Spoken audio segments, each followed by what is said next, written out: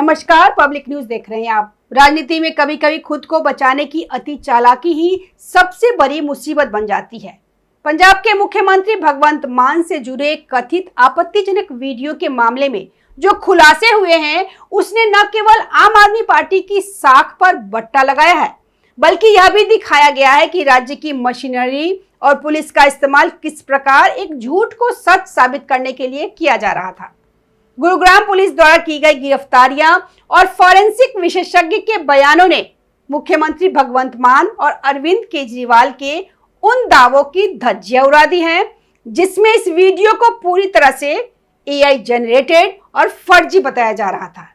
यह पूरा मामला धार्मिक संवेदनशीलता, प्रशासनिक दुरुपयोग और राजनीतिक हताशा का एक ऐसा घालमेल है जो पंजाब की सत्ता में एक बड़े बदलाव का संकेत दे रहा है।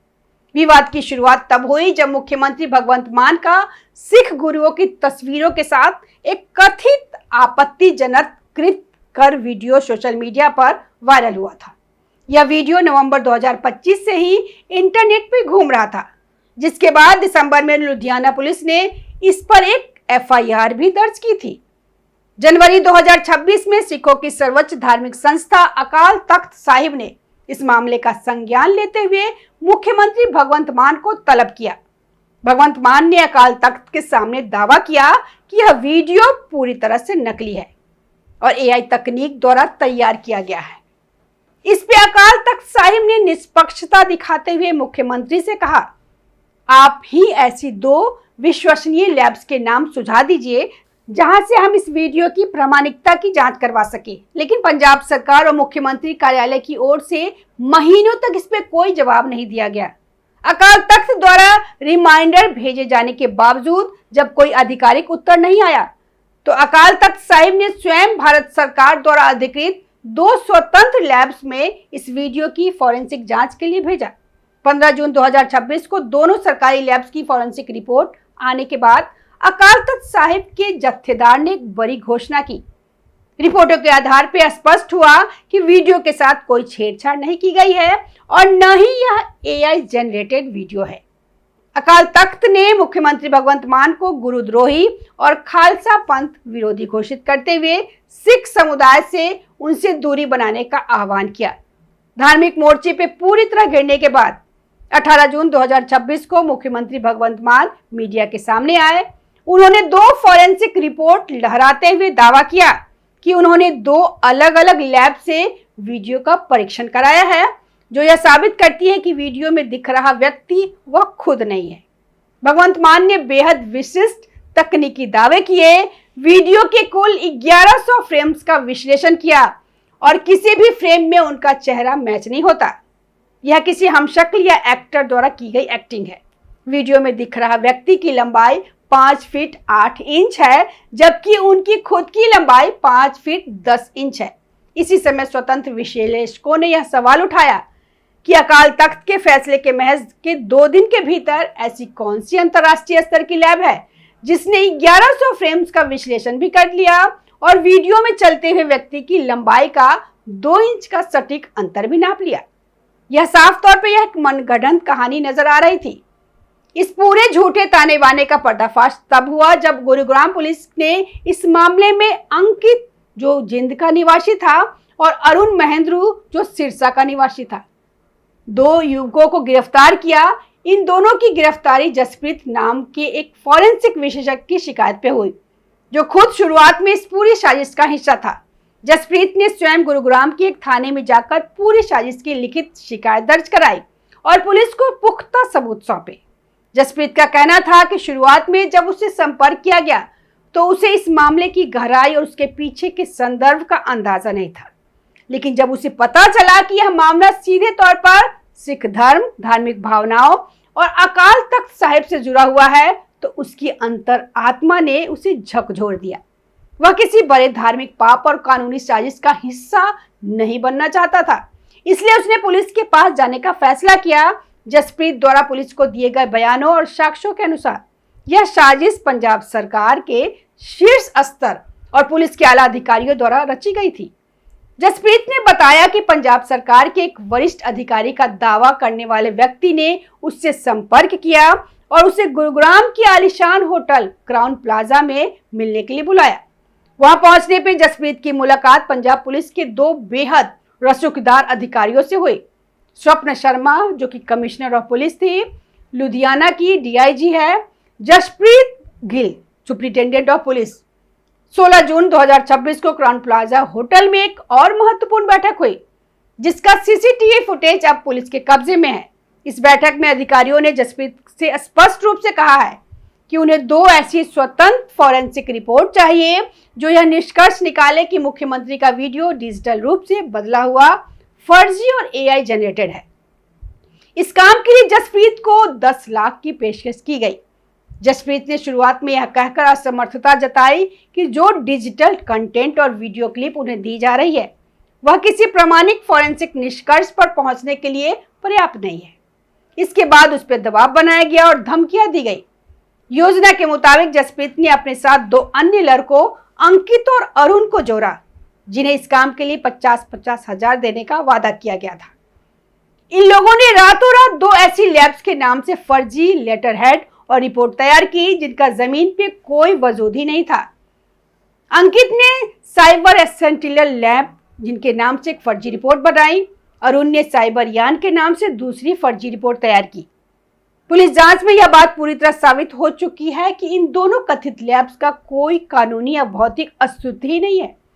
इन्हें केवल मुख्यमंत्री को क्लीन चिट देने के लिए कागजों पे पैदा किया गया था। इस मामले में जसप्रीत की शिकायत इसलिए मानी जा रही है क्योंकि उसके समर्थन में डिजिटल और दस्तावेजी साक्ष्यों की एक लंबी श्रृंखला मौजूद है। जसप्रीत ने पंजाब पुलिस के एसपी जशनदीप गिल के साथ हुई अपनी व्हाट्सएप चैट और टेक्स्ट मैसेज के स्क्रीनशॉट गुरुग्राम पुलिस को सौंपे।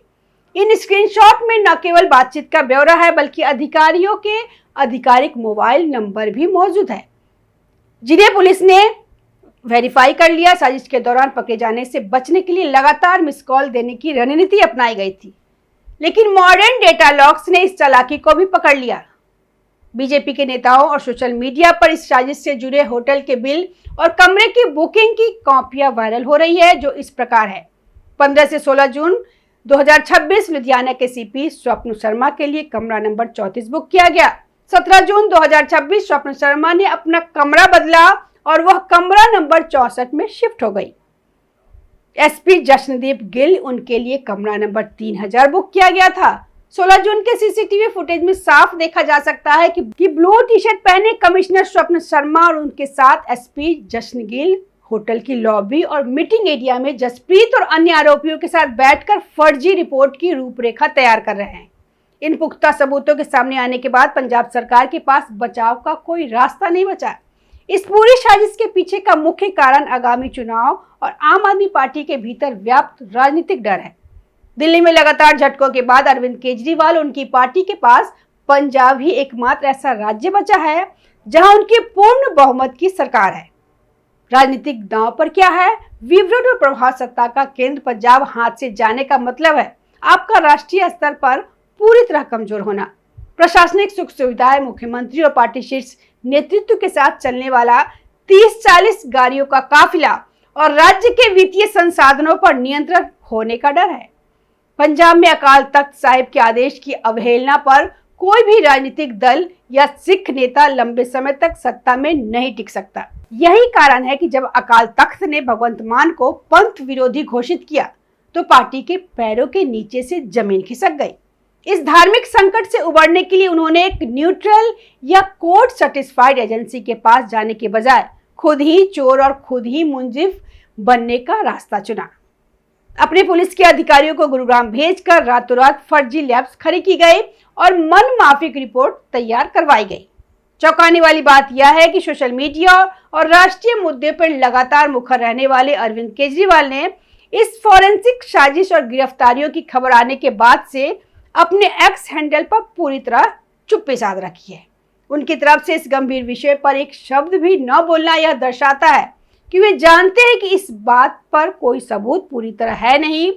27 जून 2026 को अकाल तख्त साहिब की एक बेहद महत्वपूर्ण और निर्णायक बैठक होने जा रही है। इस बैठक में आधिकारिक रूप से तय किया जाएगा कि अकाल तख्त के आदेश की अवहेलना करना और फर्जी रिपोर्ट के सहारे सिखों की सर्वोच्च संस्था को गुमराह करने के प्रयास के बाद भगवंत मान का धार्मिक और राजनीतिक भविष्य क्या होगा? यह लगभग तय माना जा रहा है कि इस नए खुलासे के बाद मुख्यमंत्री भगवंत मान पर इस्तीफा देने का भारी सामाजिक और राजनीतिक दबाव होगा। पंजाब की राजनीति को समझने वाले जानते हैं कि आम आदमी पार्टी के भीतर जो सिख विधायक और मंत्री है, विशेषकर वे नेता जिन्होंने अमृत चखा हुआ है और जो अकाल तख्त साहिब के प्रति गहरी निष्ठा रखते हैं, वे भगवंत मान के इस कृत्य को कभी स्वीकार नहीं करेंगे।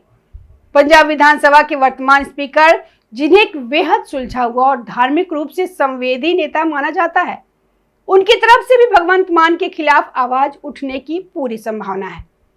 भगवंत मान का यह वीडियो विवाद और उसके बाद उसे दबाने के लिए रची गई फॉरेंसिक साजिश यह सिद्ध करता है कि जब राजनीति से नैतिकता पूरी तरह गायब हो जाती है तो सत्तासीन लोग किसी भी हद तक जा सकते हैं।